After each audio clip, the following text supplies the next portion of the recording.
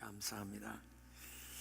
주일 메시지에 사도행전 강해를 약 1년 만에 다시 한번 계속하게 되었습니다. 오늘 성경 본문은 사도 바울의 3차 선교 여행 기간 동안에 가장 큰 비중을 차지했던 그 에베소라고 하는 도시에서의 사역의 기록입니다.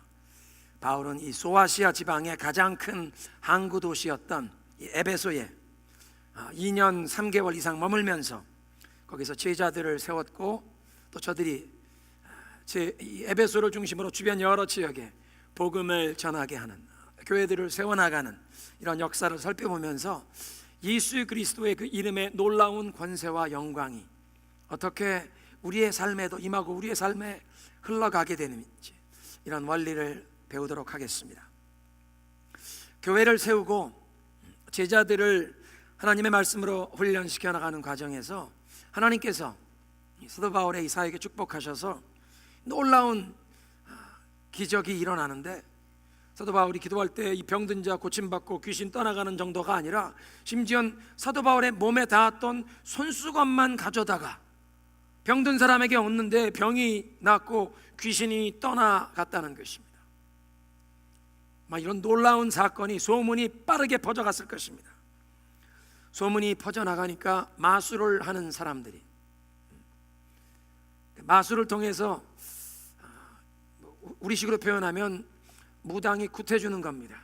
집안에 어떤 어려운 일이 생기면 우리가 와서 굿해주고 이 애군을 다 물리쳐준다고. 이런 마술하는 사람들 가운데 유대인 제사장 스게와의 7 아들, 아마 이 유대인 제사장이라는 것도 거짓말일 것 같습니다.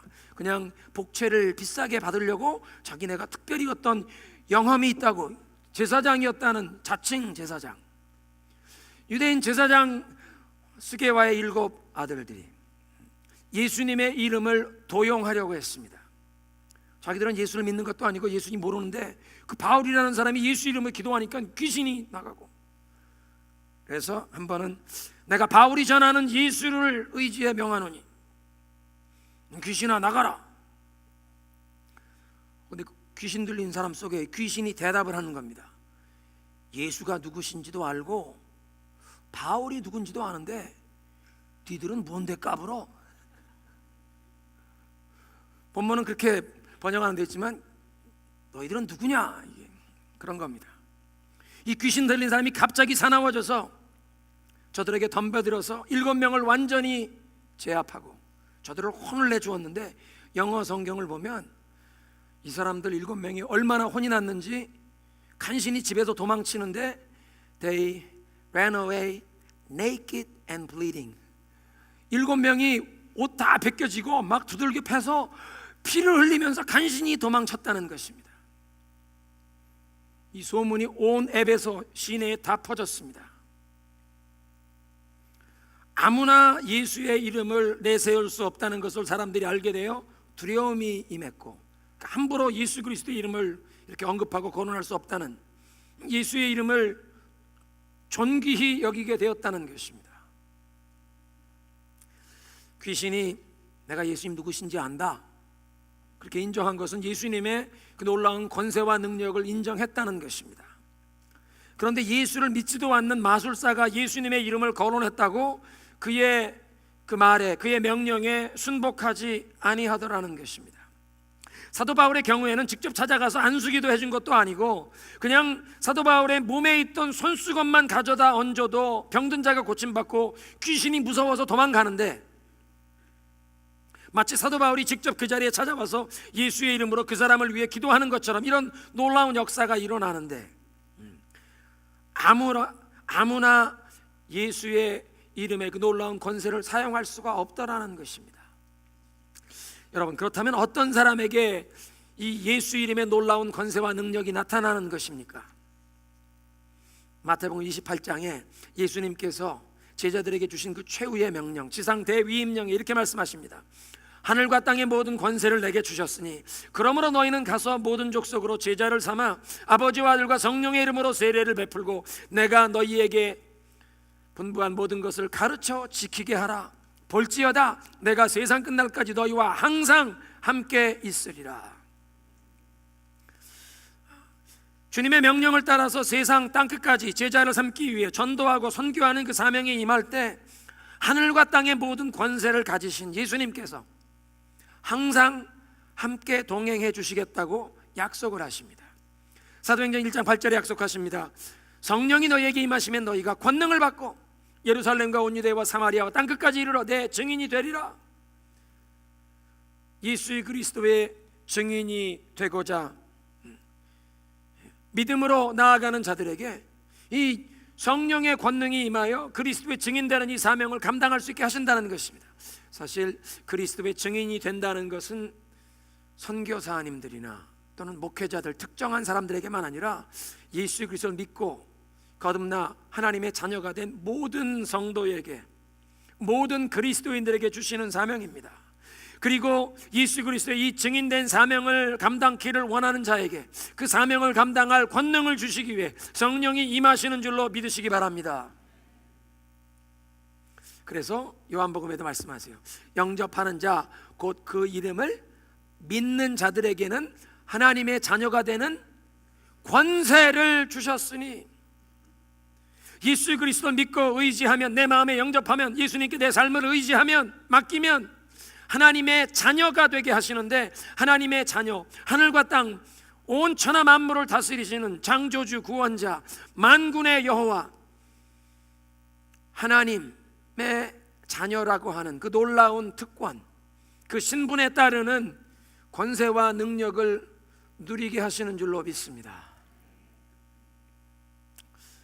그런데 오늘 우리들의 삶을 살펴보면 우리가 간절히 기도해도 응답이 없는 것 같고요, 예수 이름의 그 놀라운 권세와 능력을 경험하는 것이 아니라 도리어 이 마귀의 농락에 쓰러지고 영적인 패배를 경험하는 그런 그리스도인들이 많다는 것입니다.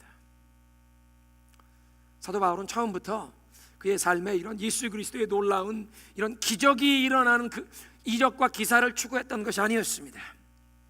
8절 말씀을 보면 사도 바울은 하나님의 나라를 강론했다 말씀하십니다. 하나님의 나라, Kingdom of God, 하나님의 그 왕권이, 그의 통치가 나타나는 영역을 얘기하는 것입니다. 그래서 어떤 경우에는 이것을 하나님의 왕권, The Reign of God, 예수 그리스도를 통하여, 하나님의 아들이신 예수 그리스도를 통하여 하나님의 통치가 나타났다, 하나님의 왕국이 우리 가운데 임했다고 예수 그리스도의 복음을 전한 것입니다. 말씀으로 성도들을 훈련시켜 교회를 세우고 이 성도들이 복음을 전하면서 하나님의 나라를, 이 땅에 그 복음의 지경을 확장해 나가는 역사, 그래서 그 말씀을 가르치기 위해 혼신의 노력을 다했습니다. 나중에 사도 바울이 에베소 교인들에게 보냈던 편지 에베소서를 읽어보아도 사도 바울의 이를테면 목회 철학, 목회 사역에 대한 그의 이해를 알게 되는데요, 에베소서 4장 11절에 말씀하십니다. 하나님께서 교회 안에 지도자들을 일으키시는데 어떤 이들에겐 사도로, 선지자로, 복음 전하는 자로, 이반젤리스트, 그리고 목사와 교사로 세우셨으니 이는 성도를 온전케 하여 봉사의 일을 하게 하며 그리스도의 몸을 세우려 하심이라. 그는 자기 자신이 이 목사와 교사, 사도로 세움받은 것이 성도를 온전케 한, 영어 성경 보니까 preparing the saints, 성도들을 준비시킨다. 무엇을 위해 준비시키냐? For the work of ministry, 그 사역을 감당할 수 있도록 성도를 무장시키는, equipping the saints for ministry, 사역을 감당할 수 있도록 성도를 무장시키는 게 사도요, 목사, 교사로 부름받은 자기의 사명의 가장 중요한 본질인 줄로 알았습니다. 그래서 오늘 본문에 보면 사도 바울이 두란노 성원에서 말씀을 열심히 가르쳤다는 얘기가 나옵니다. 처음에 에베소에 도착했을 땐 3개월 동안 유대인의 회당에 들어가서 하나님의 나라에 대해서 그들에게 강론했습니다. 근데 그 사람들이 마음을 열고 이 복음을 받아들이는 것이 아니고, 그 가운데 어떤 사람들이 마음이 완고해져서 이 복음을 거부하고 도리어 막 공개적으로 비방하는 일이 생기자 사도 바울이 거기를 떠나게 됩니다. 이 복음을 받아들인 예수 그리스도의 가르침을 받아들이는 제자들을 데리고 따로 나와서 두란노 서원에서 그들을 가르쳤습니다. 두란노 서원이란 이 성서 고고학자들의 연구에 의하면 에베소 도시의 유명한 철학자요 교사였던 두란노라고 하는 사람의 개인 학원입니다. 개인 아카데미였는데요, 어떤 헬라어 사본에는 사도 바울이 이 두란노 서원에서 오전 11시부터 오후 4시 사이에 말씀을 가르쳤다고 그 시간을 구체적으로 헬라어 사본 마진에 여백에 기록이 되어 있습니다. 지중해 연안에 터키 남부 해안 지역에 위치한 에베소 같은 지역은요, 사람들의 일과가 아침에 일찍 시작됩니다. 서늘할 때 6시, 7시면 일을 시작하는 것입니다.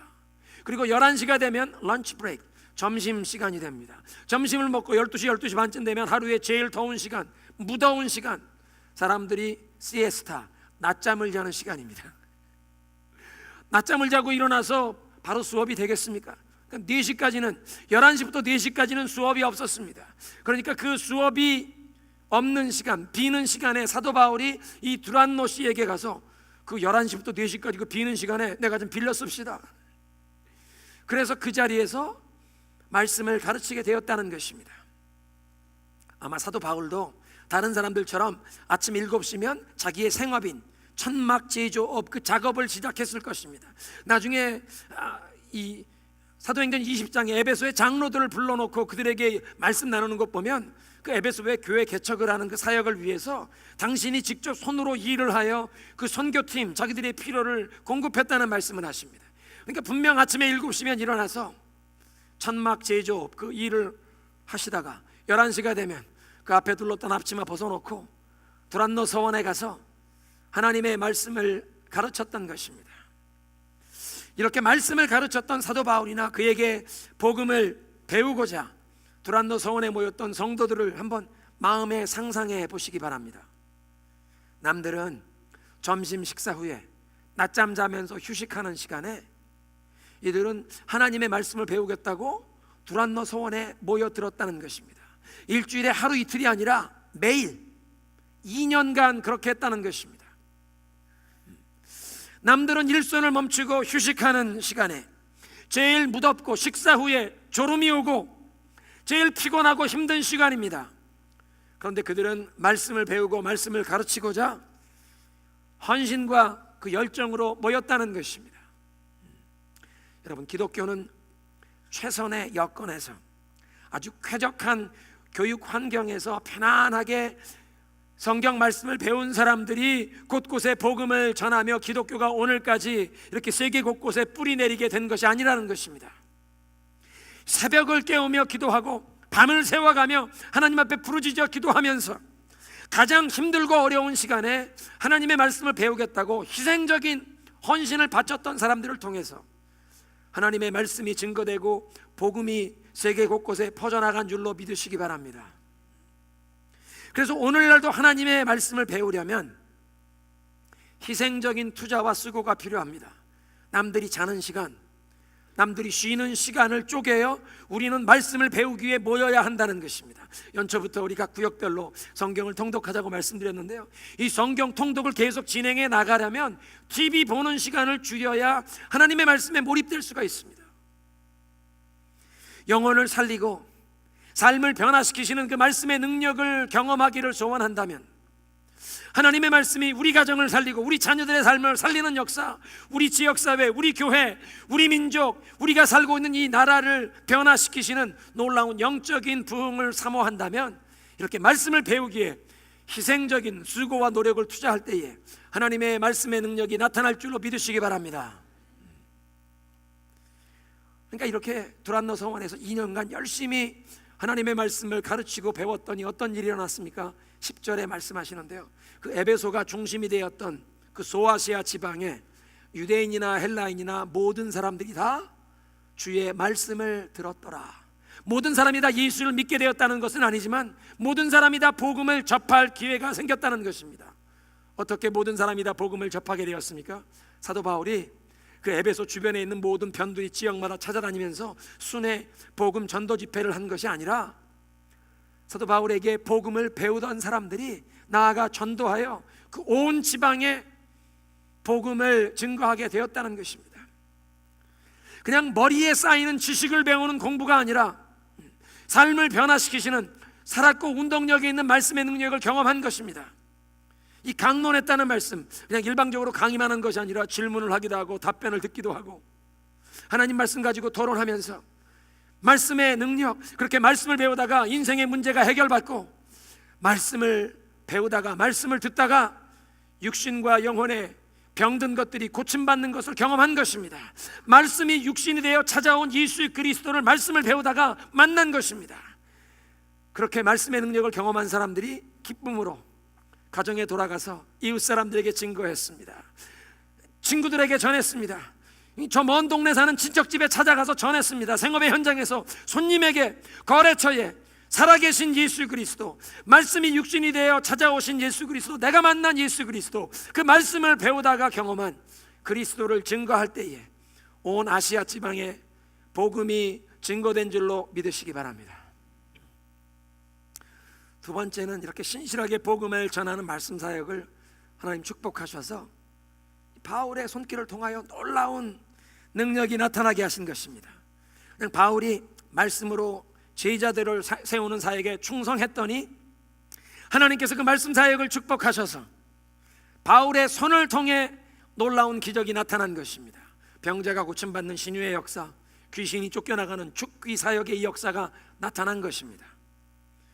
바울의 몸에 닿았던 손수건, 이 앞치마를 말씀하시는데, 앞치마, 이게 혹시 아침 7시부터 11시까지 사도 바울이 그 천막 제조할 때 앞에 둘렀던 앞치마, 11시가 되니까 이 복음을 가르치러 가야지, 그 앞치마를 벗어놓았는데 그걸 어떤 사람들이 들고 가서 이거 사도 바울의 앞에 둘렀던 앞치마인데 이거 가지고 가서 병든 사람에게, 귀신에게, 고통받는 사람에게 이걸 가져가서 그 사람에게 놓는데도 하나님께서 마치 사도 바울이 그 자리에 친히 신방해서 안수기도 하는 것처럼 인정하시고 귀신이 쫓겨가는 역사가 나타났다는 것입니다.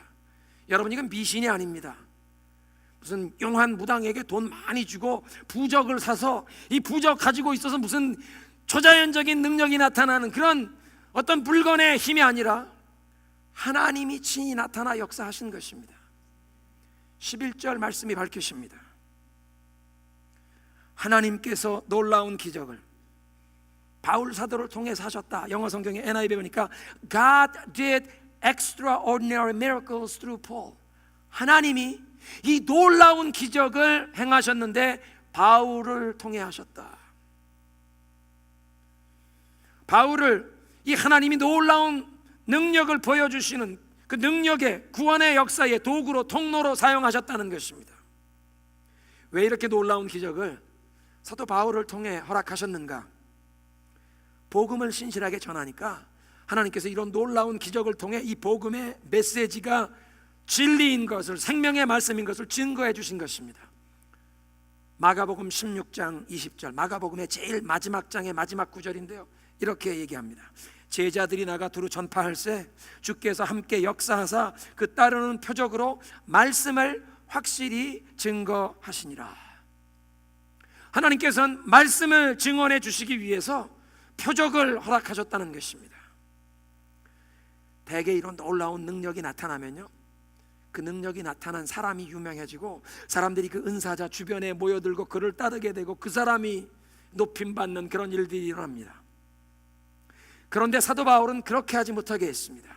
이런 놀라운 기적이 일어나서 사람들이 주변에 모여드는데도 그 사람들에게 예수님을 바라보십시오, 이건 복음입니다, 예수 그리스도의 복음의 진리입니다, 주님을 바라보십시오. 10절 말씀 보세요. 아시아에 사는 모든 사람들이 주의 말씀을 들었다. 주님의 말씀이 강조점이었습니다. 17절에 보면요, 바울을 흉내내려고 그 스게와의 아들 7 마술사들이 예수님의 이름을 도용하려다가 혼인한 사건 다음에, 여러분, 그런 일이 일어나면 온 에베소 지역에 사도 바울이 유명해지지 않겠습니까? 심지어 귀신까지도 내가 예수님이라 한번 알아보고 바울도 아는데 니들은 뭔데 까불어 그랬다면, 와, 바울의 이름이 널리 그 명성이 퍼져나갔습니까? 17절에 보니까요, 바울이 유명해진 것이 아니라 주 예수의 이름을 높이더라. 놀라운 이적이 일어났는데 높임 받으신 건 예수님이라는 것입니다. 세번역 성경을 보면 주 예수의 이름을 찬양하더라. 킹 제임스 버전에도 The name of the Lord Jesus was magnified. 예수님의 이름이 높임 받고 찬양을 받으시더라. 사도 바울이 사람들이 자기에게 찾아와도 예수님입니다, 예수님을 바라보게 한 것입니다. 그래서 20절에 이와 같이 주의 말씀이 힘이 있어 흥하며 세력을 얻더라. 주의 말씀이 퍼져나갔더라. 하나님의 일에 쓰임받는데 어떤 큰 일을 이루게 하시고 승리를 경험할 때 하나님께만 집중하고 예수님의 이름을 높이는 것보다 그 사람들의 박수갈채와 환호성 때문에 이 마음을 빼앗기는 사람들이 종종 있습니다. 교회에 봉사를 하고 하나님의 일을 한다고 하지만 마음속 깊은 곳에서 나의 명분과 내 위신을 세우는 것, 내가 대접받고 존경하기를 추구하는 그 명예욕을 십자가 앞에 온전히 못 박지 못해서 사람들이 인정해주고 칭찬해주고 존경할 때, 인기가 올라갈 때 은근히 거기에 마음이 쏠리기 시작하는 것입니다. 그러니까 물이 위에서 아래로 흐르듯 사람들이 나에게 관심을 베풀어주고 박수갈채를 보내올 때 그냥 거기에 마음이 저절로 흘러가는 것입니다. 왜냐하면 마음속에 아직 내 명예, 내 자신이 인정받고 싶은 걸 추구하는 걸 십자가에 못 박지 않았기 때문에 사람들이 그걸 줄 때 그냥 저절로 마음이 끌려가는 것입니다. 내가 그걸 추구하고 싶어서가 아니라 마음의 성향이 글로 끌려가는 것입니다.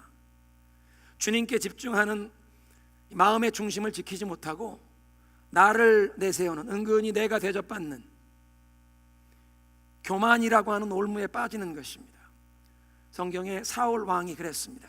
40년 동안 이스라엘 백성들을 다스렸지만 하나님께 버림받은 왕이었습니다. 하나님께 버림받은 뒤에도 20년 동안 왕위를 지켰습니다. 20년 동안 왕위에 있었지만 그 기간은 하나님을 섬긴 기간이 아니라 자기의 왕권, 자기의 권력과 명예를 지키기 위해 허송세월한, 심지어 자기의 사위였던, 자기의 친위 대장이었던 바울이 자기의 왕위의 위협적인 존재로 느껴져서 자기 사위를 죽이겠다고 쫓아다니고, 하나님의 백성들을 지키는 것이 아니라 사위를 죽이겠다고 쫓아다니다가 다윗을 도와주었다고 제사장을 죽이는데, 제사장 한두 사람만 죽이는 것이 아니라 제사장 온 마을 사람들을 다 학살시켜버리는 무서운 죄를 범했습니다. 사울 왕이 왜 하나님께 버림받게 됐나요? 아말렉과의 전쟁에서 승리했는데 함께 나갔던 군인들이 박수갈채를 보내고 환호성을 지르면서 사울을 높여줄 때 사람들에게 인기를 얻고 존경받는 거기에 마음이 끌리기 시작하니까 이 군인들에게 인기를 얻기 위해 하나님의 말씀은 저버리고, 그래 제일 살진 소와 양과 가축은 끌고 가자. 그리고 그거 끌고 돌아오는 길에 자기 자신을 위하여 승전 기념비를 세웠습니다. 하나님을 위한 어떤 기념비 세운 것이 아니라 나를 알아달라고, 후대에게 자자손손 나의 명예를 알아달라고 나를 위한 기념비를 세웠던 사울. 그러니까 나를 위한 기념비를 세우는 그 나를 추구하는 마음이 하나님의 말씀을 저버리게 되었고 하나님께 버림받게 된 것입니다. 그런데 사도 바울은 나는 죽고 그리스도로 살았습니다. 나는 죽고 그리스도로 살았습니다. 갈라디아 2장 20절에 이렇게 얘기합니다. 내가 그리스도와 함께 십자가에 못 박혔나니 이제는 내가 사는 것이 아니라 내 안에 그리스도께서 사는 것이라. 이제 내가 이 육체 가운데 사는 것은 나를 사랑하셔서 나를 위해 자기의 생명을 내어주신 그 하나님의 아들을 믿는 믿음 안에서 사는 것이니라. 그렇게 나는 죽고 내 안에 이제 그리스도가 살아가니까 사람들이 박수갈채를 보내고 인기를 얻게 되어도 거기에 마음의 중심이 흔들리는 것이 아니라 예수님입니다. 예수님입니다. 이것은 예수 그리스도의 복음입니다. 주님께만 집중하게 하고 주님만 높였다는 것입니다. 그렇게 나는 죽고 그리스도로 사니까 하나님께서 그를 통해, 그가 직접 기도한다고 역사가 일어난 게 아니라 심지어 손수건이 가서 이런 역사가 일어나도 유명해져도 주님만 높임 받게 하시니까 하나님께서 얘는 내가 확실하게 믿어줘도 탈이 안 나겠다. 하나님의 절대 신임을 받는 자, 지옥에서까지 유명해진 자. 귀신이 얘기합니다. 내가 예수님도 알고 바울도 알아. 너는 누구야? 지옥에서까지 유명한 자. 무엇보다 사도 바울은 그 복음을 전하기 위해서 나의 생명도 아낌없이 내놓지 않았습니까? 내가 주님께 받은 사명, 그리스도의 복음을 전하는 그 사명을 감당하는데 내 생명도 아깝게 여기지 아니하노라. 1차 선교 여행 때 이고니온 루스드라 지역에 가서 복음을 전하는데 안진뱅이가 보니까 구원을 얻을 만한 믿음이 있습니다. 일어서라, 예수의 이름으로 일어서라. 벌떡 일어났습니다. 동네 사람들이 제우스 신이 내려왔다, 헤르메스 신이 내려왔다. 동네에 제우스 신당에 이 제사장이 흰 소를 끌고 와서 제사를 지내려고 했습니다. 아닙니다, 우리가 아닙니다, 하나님입니다, 예수님입니다. 막 아니라고 하니까 그렇게 막 신처럼 하려던 사람들이 나중엔 이고니온에서 온 복음을 대적하는 이 핍박자들과 함께 바울을 돌로 쳐 죽였습니다. 죽은 줄 알고 그 몸을 끌어다가 성문 밖에 끌어나가 던졌는데 예수를 믿은 몇 사람들이 나와서 슬퍼하며 울고 있는데 깨어나고 일어나서 성 안에 들어가 하룻밤 자고 그 다음 날 더베라고 하는 다음 도시로 복음을 전하러 또 갈 길을 떠납니다. 빌립보에선 전도하다가 귀신 내어 쫓아 죽은 관아에 끌려가서 매를 맞고 발에 착고를 채우고 제일 깊은 가장 깊숙한 감옥에 수감시켜 놓았는데 한밤중에 거기서 신음하고 원망하는 불평하는 것이 아니라 찬송하고 기도하니 다른 죄수들이 듣더라. 죄수들만 들은 것이 아니라 하늘이 들으시고 하나님이 들으시고 바울을 놔줘라. 한번 하나님이 한번 말씀하시니 지진이나 옥토가 흔들리고 옥문이 열리고 손과 발의 모든 쇠고랑이 풀어진 줄로 믿습니다. 사도 바울과 실라의 착고만 풀어진 것이 아니라 주변에 있던 모든 사람의 결박까지 풀어졌습니다. 복음을 위해 예수 그리스도의 증인이 되기 위해 생명도 아낌없이 내어놓으니 그의 삶을 통해 예수 그리스도의 능력과 권세가 나타날 수밖에 없었던 것입니다. 이렇게 예수 그리스도의 복음을 전하기 위해 수고와 노력과 희생을 아끼지 않는 삶, 그냥 예수님께만 집중하여 생명도 아낌없이 내놓는 이 삶을 통해 예수님의 권세와 능력이 막힘없이 거침없이 흘러가면서 어떤 열매가 생겼나요? 성도들의 삶에 놀라운 변화가 일어났습니다. 18절 19절입니다. 복음을 듣게 된 사람들이 자기들이 그동안 행했던 이 죄악을 공개적으로 회개하고 자복하는 역사가 일어났습니다. 하나님께서 허락하시는 이 영적인 부흥이 한 교회, 한 지역에 임할 때 이 공개적인 회개가 나타나기도 합니다. 우리 민족 역사에 정말 그 귀한 은혜가 임했던 1907년 평양 대부흥운동의 기록을 선교사님들이 미국의 이 장로교 선교 본부에 보고서를 써서 올려놓은 것 보면 1915년 1월 5일부터 1월 15일까지 평양 장대흥교회에서 평남 지역에 평남도회에 사경회가 열렸습니다. 저녁 철야하며 기도하는데 길선주 장로님이 나서서 자기의 죄를 자복했습니다. 하늘문이 열리고 모든 사람들이 애통하며 자복하며 자기의 죄를 공개적으로 나와 고백하고 그냥 막 떼굴떼굴 굴르고, 그 당시에 숭실대학이 장로교, 감리교 선교사님들이 함께 후원하며 운영하던 그 숭실대학의 학장이었던 베어드 선교사님의 글을 보면 이 숭실대학 이제 새 학기를 시작하며 2주 사경회를 여는데 대학생들 가운데도 이런 놀라운 역사가 일어났다는 것입니다.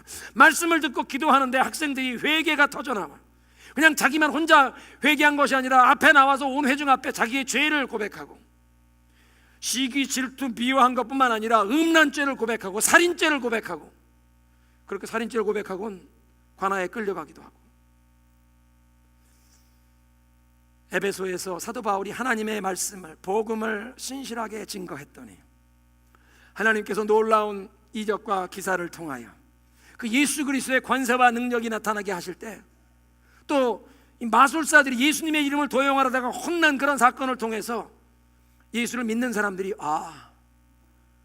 우리가 제대로 믿어야 되겠구나, 이들 마음 가운데도 성령의 감화가 임하여 죄를 공개적으로 회개하게 되었습니다. 죄를 공개적으로 회개하는 정도만 아니라 이제 마술에 빠졌던 사람, 점쟁이 찾아다니고 돈을 주고 부적을 샀던 사람들이 야, 그거 비싼 부적이야, 버리지 마. 예수를 믿어도 안 될 땐 그거라도 써야지. 이런 식으로 장롱 속에 감춰놨던 것, 한 발은 세상에 걸치고 한 발은 교회에 걸쳤던 사람들이 그걸 청산하게 되었습니다. 마술에 연관되었던 사람들이 그 마술 주술이 적혀있는 그 두루마리 스크롤, 고고학자들에 보면, 지금도 대형 박물관이라 루브르 박물관에 가면 Ephesian script, 에베소서의 글이라고 하는 에베소 글, 이 마술 글들이 써 있는 두루마기가 아직도 있습니다. 고서들이. 이런 마술의 주문이 써 있는 이런 글들을 다 가지고 와서 모든 사람 보는 앞에서 공개적으로 불살라 버렸다, 소각해 버렸다. 근데 그 가격이 은전 5만 냥이라, 5만 드라크마. 한 드라크마가 한 사람의 하루 일당, 노동자의 하루 일당입니다. 뭐 100불이라고 계산해도 500만 달러입니다.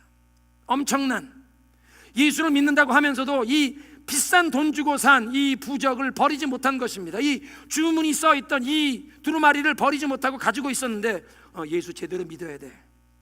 예수의 이름 아무나 부를 수 있는 게 아니다. 청산하자. 지난날 우상을 섬기던, 그런 미신을 따르던 이 모든 것을 다 청산하는 놀라운 삶의 변화 역사가 나타났습니다.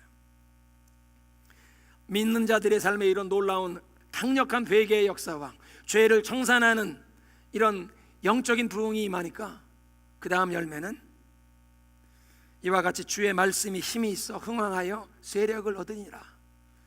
이 복음의 경건한 이 교회의 영향력이 지역사회에 넓히 퍼져나갔다는 것입니다.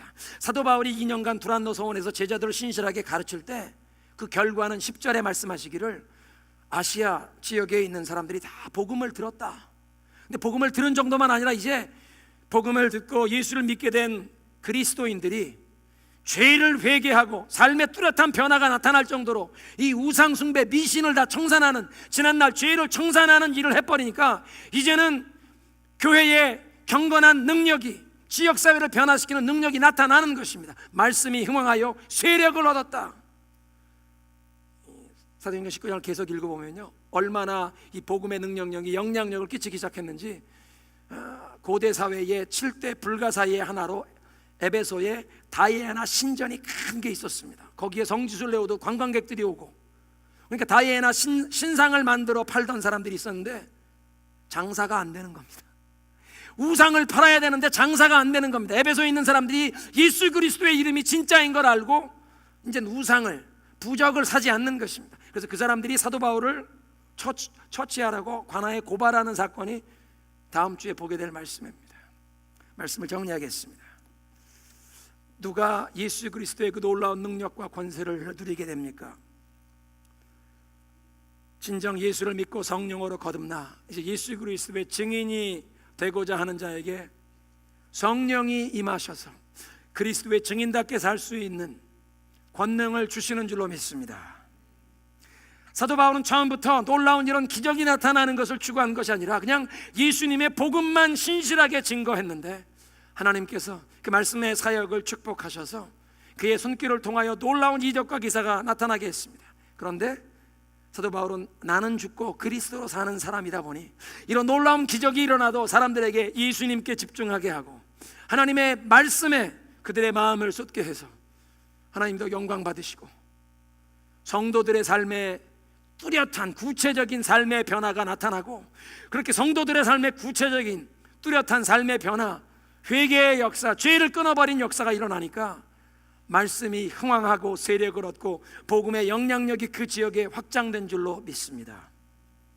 하나님, 우리의 삶에도 예수 그리스도의 그 복음에 헌신하게 하옵소서. 예수 그리스도의 그 복음의 증인으로 우리도 살게 하옵소서. 그래서 우리의 삶을 통해서도 예수 그리스도의 놀라운 권세와 능력이 막힘없이 거침없이 나타날 수 있도록 나는 죽고 그리스도로 사는 자가 되게 하여 주옵소서.